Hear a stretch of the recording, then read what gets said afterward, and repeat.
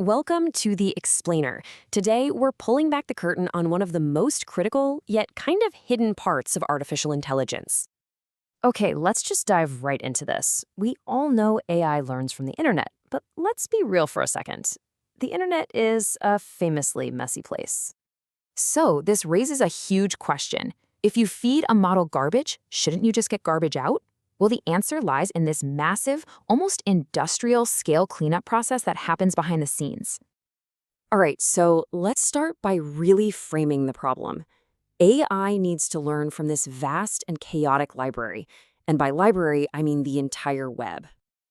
You see, the secret to powerful AI isn't just throwing more and more data at the problem. It's about finding the right data. And that really comes down to two core strategies: filtering and something called deduplication. So the first step, it's kind of like panning for gold. You've got this river of digital silt, and you need to separate those valuable little nuggets from everything else. This whole process is called filtering, and the goal is pretty simple. Find a much smaller subset of the web that actually looks like the high-quality information we want the model to learn from. Now, what's really interesting here is the contrast. On one side, you have your gold standard target data. Think Wikipedia, scientific papers, books. And on the other, you've got the raw, unfiltered web. The whole challenge is to make that haystack look a lot more like the gold. So, how is it actually done?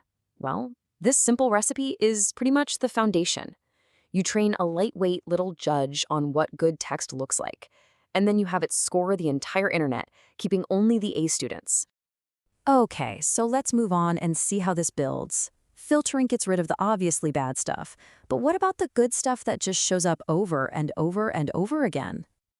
I mean, the web is absolutely full of boilerplate text, mirrored websites, and viral content that gets copied everywhere.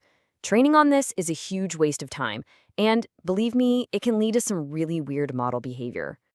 And this just brilliantly illustrates the scale of the problem. In one famous dataset, a single descriptive sentence from an Amazon product page was found repeated over 61,000 times. 61,000. The solution here is called deduplication. This is all about getting rid of not just the exact copies, but also text that's almost the same, like documents that only differ by a name or a date. Okay, but here's the crucial point. How in the world do you find things that are almost identical in a dataset with billions of documents? You can't just compare every document to every other one. The answer is a really fascinating algorithm called MinHash. The beauty of MinHash is that it's designed so that the probability of two documents having the same fingerprint is equal to how similar they actually are. So more similar documents are way, way more likely to collide.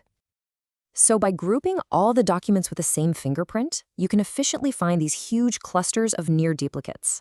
From there, you just keep one representative copy, and that cleans up the dataset immensely. So we've filtered out the junk, we've duplicated the repeats. Why does all of this matter so much? What's the payoff? This chart says it all.